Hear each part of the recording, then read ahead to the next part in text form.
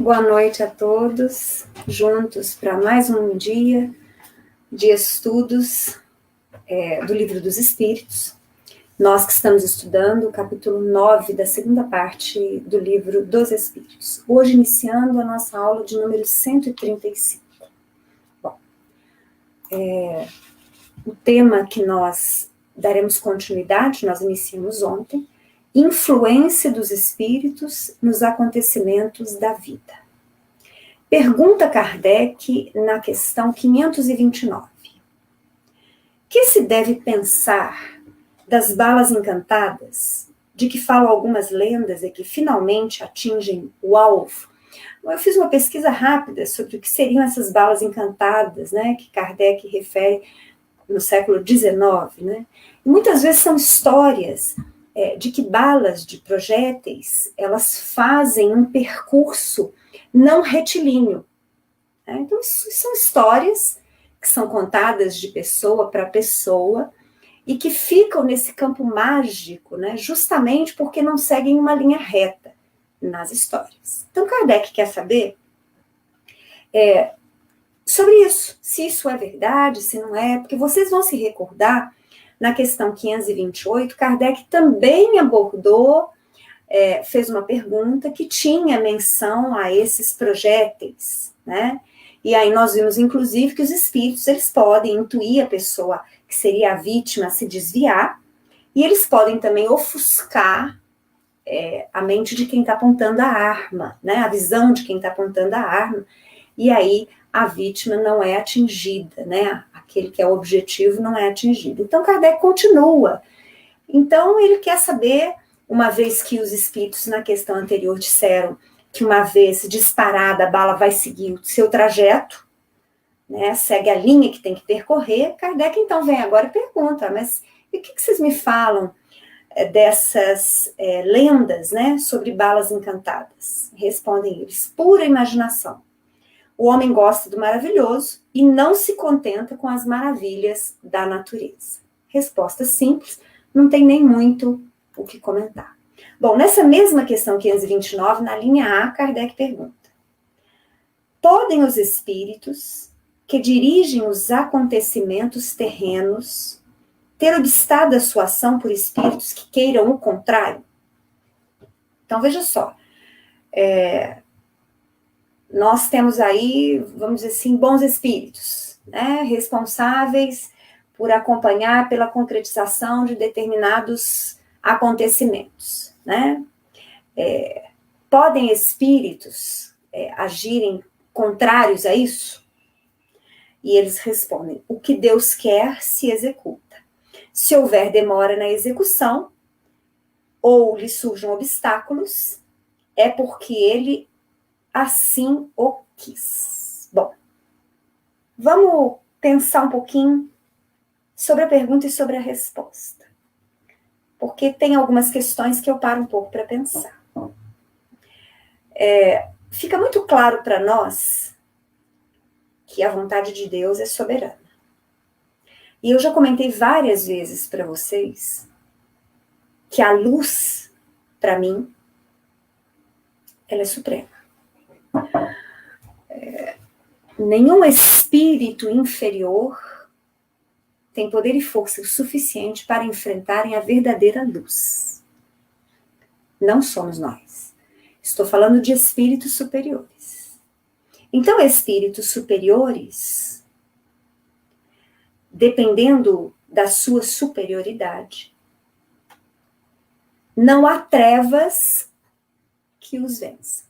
Então, aqui nessa interpretação, quando eles afirmam que a vontade de Deus ela é soberana, ela sempre se executa, eu tenho para comigo que os espíritos, ministros divinos, têm esse poder. Têm o poder da luz, a força do amor, a força divina, porque são eles representantes do Pai, representantes de nosso Mestre Jesus também, que também ele, ministro co-criador de Deus, governador espiritual da Terra.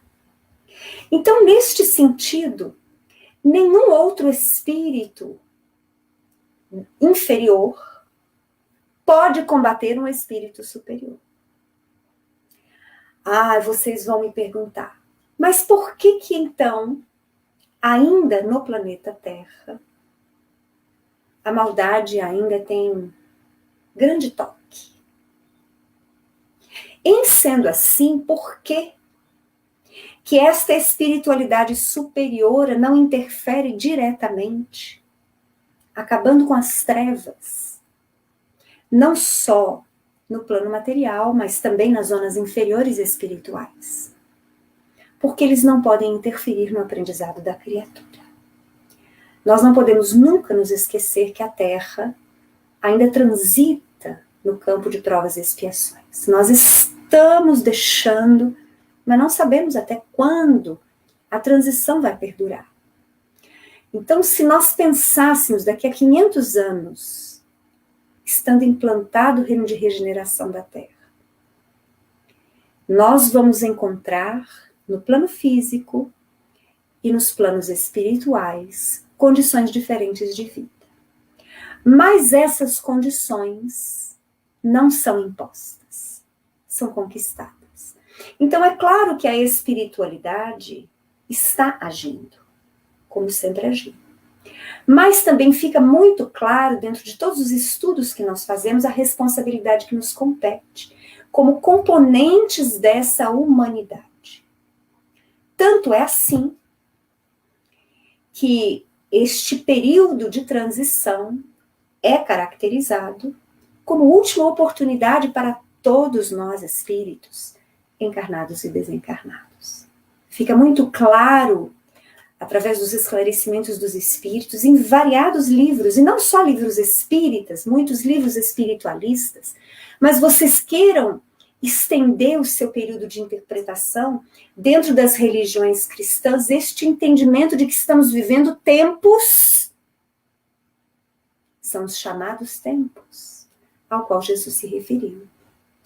Então vocês vejam que as criaturas trazem intuitivamente o quanto é importante esse período que atravessamos, em todos os planos da vida. E é fato.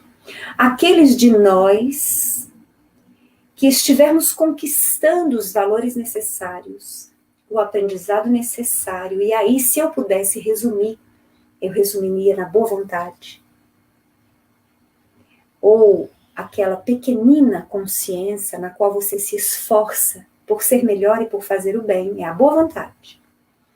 Permaneceremos estagiando na Terra. Mas aqueles de nós que não fizermos a nossa parte no campo do aprendizado, aqueles que tenhamos má vontade, indiferença, aqueles que persistirmos na dominação do egoísmo, do egocentrismo, aqueles que continuarmos alimentando a guerra, a violência, o desrespeito, não permaneceremos aqui. Então veja, não é imposição da luz, é conquista pessoal.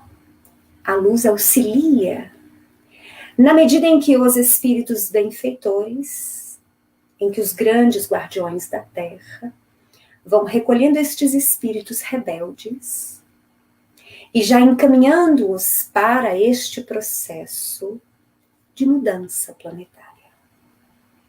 Então a luz, ela não impõe violentamente dentro de você modificações, não. Mas é você. É você que segue o chamado. É você que, ouvindo o convite, interioriza e expõe, vivendo novas propostas de iluminação e de luz. Então é basicamente isso. Aquilo que tiver que acontecer, que é da vontade divina, vai acontecer. Por mais que os espíritos trevosos lutem, se debatam, e isso nós estamos vivendo na espiritualidade, segundo milhares de espíritos que se comunicam. Há uma guerra do lado de lá, que não raro se reflete nas grandes dificuldades que a humanidade atravessa, variadas. não só nas guerras.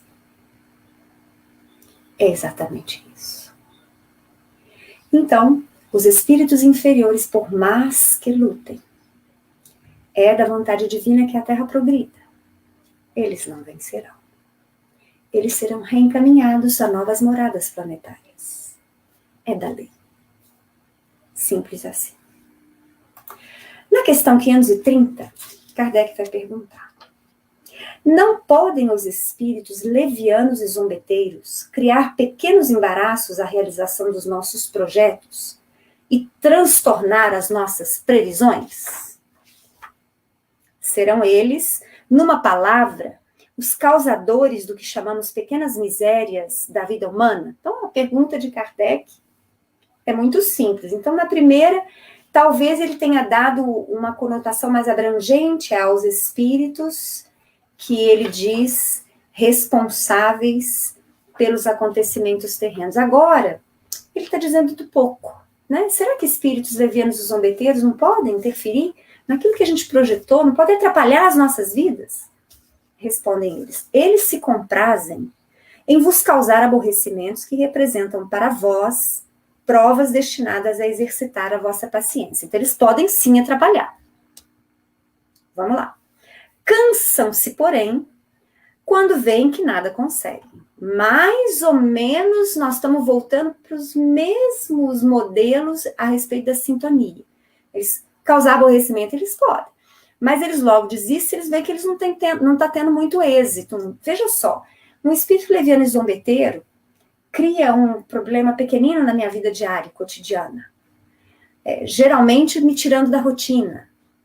O que pode me levar à impaciência, às crises de raiva, né? Crises de desrespeito, né? As grandes brigas na minha família podem, porque eu posso escolher ser mais forte na paciência. Eu posso escolher reagir àquele aborrecimento de forma equilibrada, de forma serena. E na medida em que isso vai se repetindo, quer dizer, eles aprontam e eu consigo lutar, aprendendo a ser paciente, eles vão desistir, uma hora eles vão desistir. Eles estão tentando me tirar da paciência, fazer com que eu brigue com a família inteira, e eu não estou cedendo a isso. Uma hora que eles percebem que eles nada conseguem, eles partem.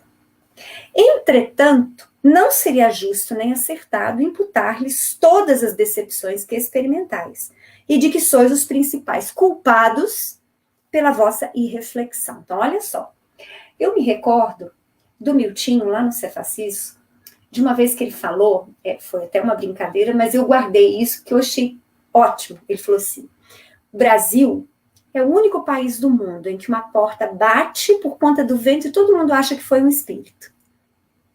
Então, a gente tem que tomar cuidado com isso, né? Então, é preciso que nós tenhamos um olhar atento e serenidade e um senso crítico para perceber se aquela situação que se apresenta como um aborrecimento, como uma distração, não foi causada pela nossa irreflexão, né? Então, se nós estamos fazendo tudo corretamente, e às vezes um problema se nos apresenta, tirando-nos da previsão daquilo que nós gostaríamos de fazer, né, do nosso projeto, pode ser uma interferência de um espírito leviano e zombeteiro para testar-nos a paciência, a persistência, a resignação, mas pode ser só problema nosso. Então, nós precisamos ter esse olhar, esse bom senso para olhar se o aborrecimento não foi causado pela minha desatenção. E encerram eles: fica certo de que se a tua louça se quebra, é mais por desazo teu do que por culpa dos espíritos, né? E aí, plagiando Miltinho, eu iria falar assim: olha, fica certo que quando uma porta bate na sua casa, é mais possível que seja uma corrente de vento do que seja um espírito. Tá? Então, nós temos que ter esse olhar, esse cuidado. Não é porque nós espíritas estudamos tanto as influências dos espíritos nos acontecimentos das nossas vidas, que são sempre eles. Tá?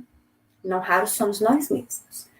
É a nossa desatenção, a nossa irreflexão, né? A nossa falta de responsabilidade, né?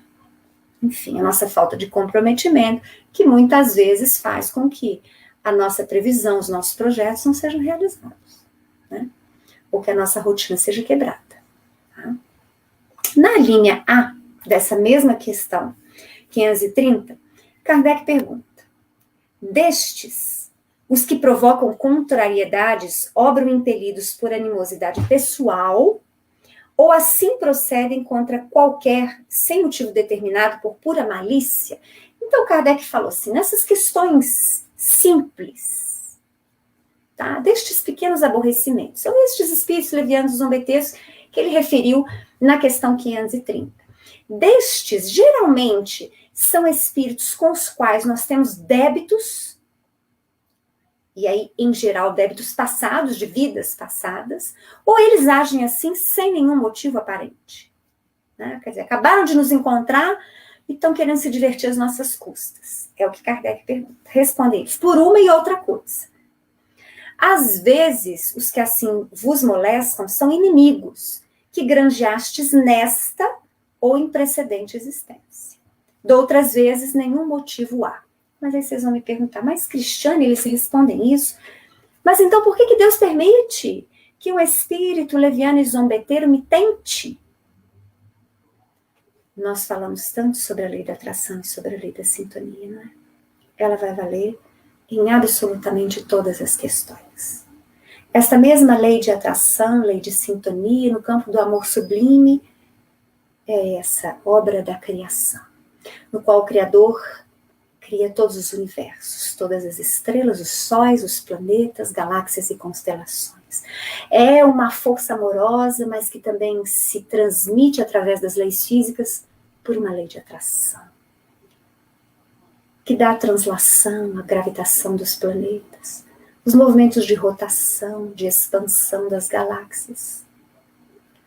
E essa mesma força atrativa, de sintonia, movimenta corações, aproximando-nos daqueles com os quais nos afinizamos.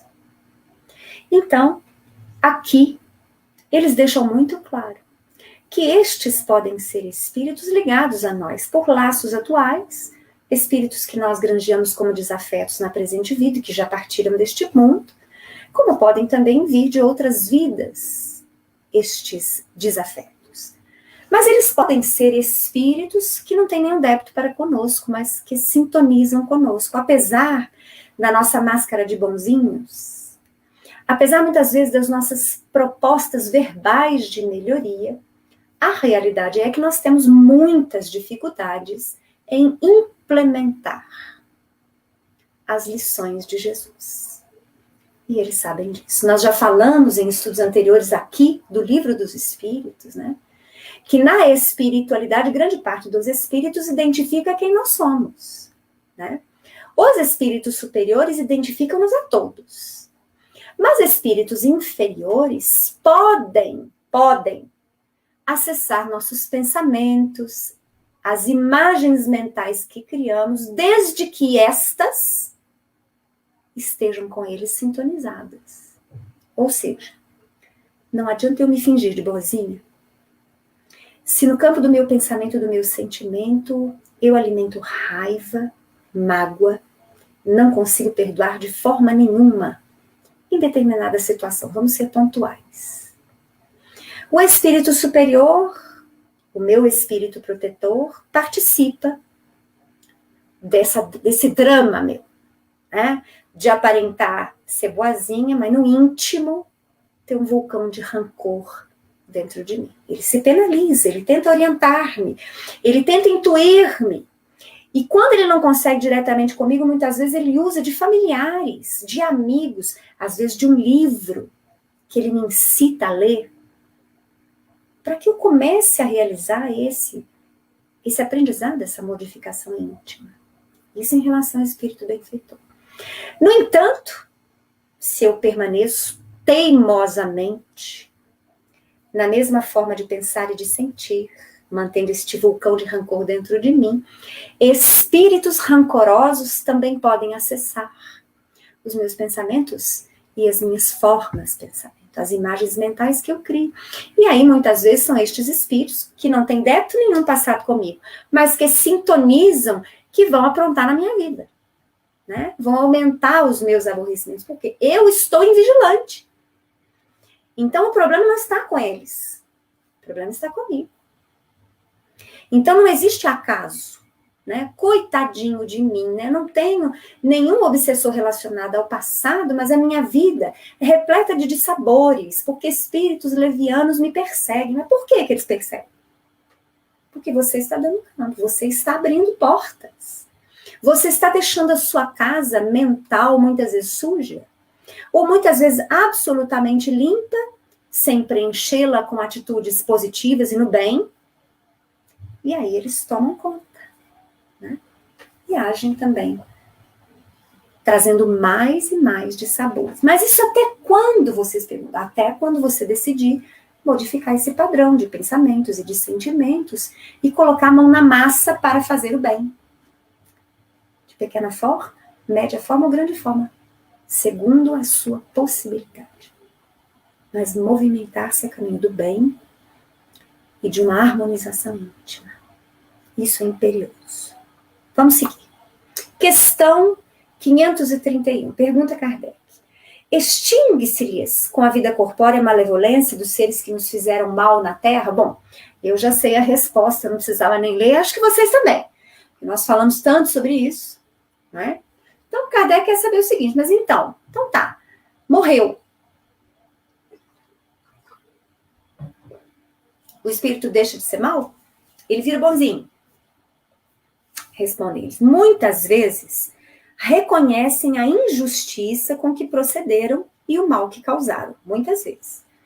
Mas também não é raro que continuem a perseguir-vos, cheios de animosidade, se Deus o permitir, por ainda vos experimentar. Bom, o que Kardec quis dizer, aliás, os espíritos quiseram dizer nessa resposta? Bom, primeira parte, que há espíritos que ao desencarnarem, principalmente por se verem em situação infeliz no plano espiritual, constatam seus erros, as suas injustiças. E muitas vezes, depois de determinado tempo, como por exemplo André Luiz, eles são socorridos, reencaminhados a novos estudos, novas aprendizagens, não é? Novas vivências. Então deixam de perseguir você. É a primeira parte da resposta. Bom, mas existem também aqueles que não percebem da sua injustiça e de seus erros e continuam tendo prazer em perseguir, em atormentar, em provocar o mal, em se vingar. E aí é muito interessante um ponto nessa resposta que nós devemos pensar e abordar. Se Deus o permitir, por ainda vos experimentar. Bom, nós já percebemos que é uma das leis divinas o livre-arbítrio, o respeito. Já fica muito claro para nós, quando estudamos na doutrina espírita, quando trabalhamos nos grupos mediúnicos, nas nossas leituras variadas, o olhar que fazemos, que dirigimos a todos, a nossa vida em particular, fica muito claro que nós temos um tempo. Deus tem infinita paciência e concede a cada um de nós o tempo necessário para este aprendizado que é pessoal e inderrogável. Eu, Cristiane, vou aprender o que eu tenho que aprender no meu tempo. Quando eu quiser. Quando eu me dispor a aprender e a executar.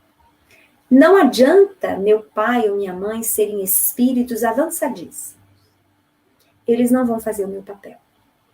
Por mais que eles briguem comigo, ou por mais que eles me orientem por amor e com amor, eles não podem viver as minhas escolhas, me livrar das minhas escolhas, evitar que eu erre.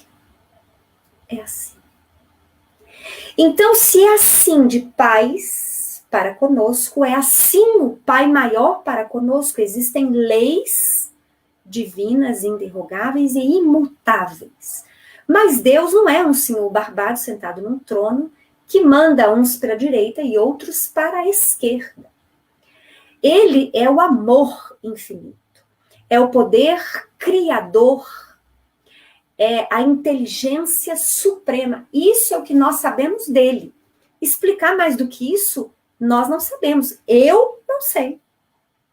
Porque eu ainda reconheço em mim uma profunda dificuldade de compreender estes mecanismos divinos e o Criador em específico.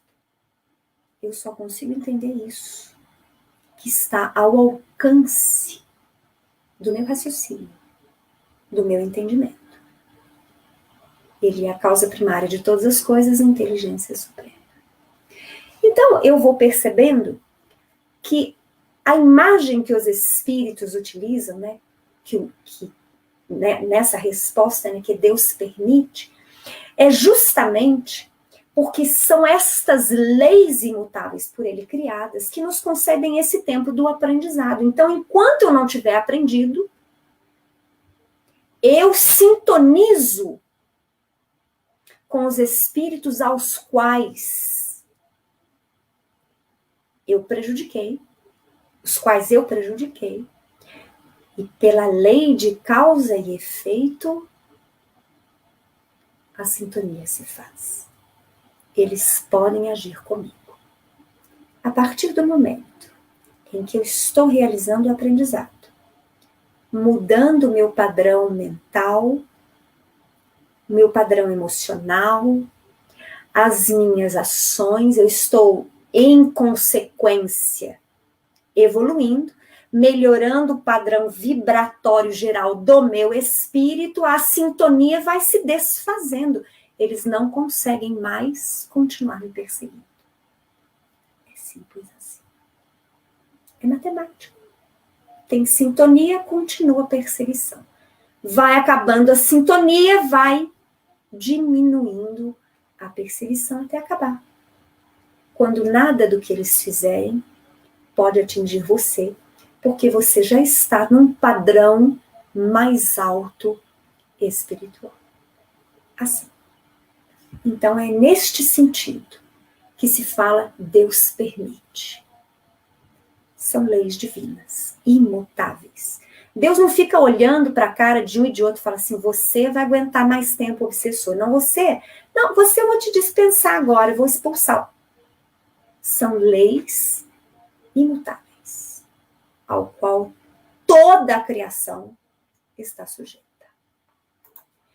Nessa mesma questão 531A, Kardec ainda pergunta, pode-se pôr termo a isso? E por que meio? Quer dizer, o que a gente pode fazer para acabar com essa perseguição, então? Né? Então, Deus está permitindo, vamos usar a linguagem dos espíritos na resposta. Deus ainda está permitindo que eu seja perseguido. Como é que eu ponho fim nisso? Eu já respondi no meu comentário anterior, mas vamos lá a resposta. Podeis, orando por eles e lhes retribuindo o mal com o bem, acabarão compreendendo a injustiça do proceder deles. Ademais, se souberdes colocar-vos acima de suas maquinações, deixar-vos-ão por verificarem que nada lucram. Tudo que eu falei para vocês. Modificando o seu padrão emocional e mental e agindo no bem, você anula o efeito das maquinações destes espíritos que ainda te perseguem. Isso, quando muitas vezes esta proposta sua de melhoria integral não funciona como exemplo bendito junto a estes corações. E também eles se deixam encantar pelo bem e pela luz. E iniciam com você o aprendizado maior. A lei divina é perfeita em todos os seus aspectos. E não abrange exceções. É amor e é justiça. É misericórdia e responsabilidade.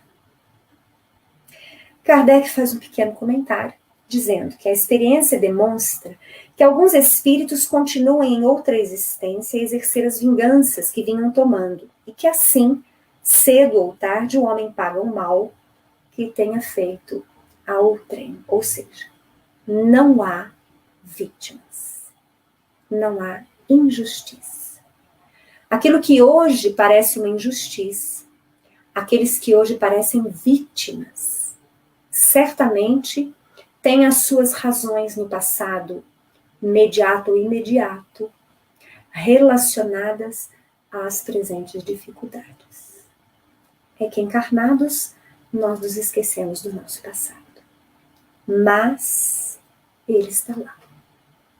O passado não nos deixa. Nós precisamos modificar o presente e o futuro para que aí sim nós possamos modificar a colheita obrigatória. O amor pode acabar com uma multidão de pecados. Quando você não aprende a amar, você recolhe exatamente o que plantou. Quer modificar a colheita? Ama. Integre-se ao Criador. Modifique, eduque os seus pensamentos, os seus sentimentos. Aprenda a perdoar. Busque compreender e respeitar. Tolerar. Acolher. Que nós estamos a caminho. Encerro por hoje o nosso estudo. Voltamos amanhã, às 7 horas, dando continuidade. Agradeço a presença do Arno, da Denise, da Viviane, da Fernanda e de todos aqueles que seguem os nossos estudos nos horários possíveis. Um grande abraço e até amanhã.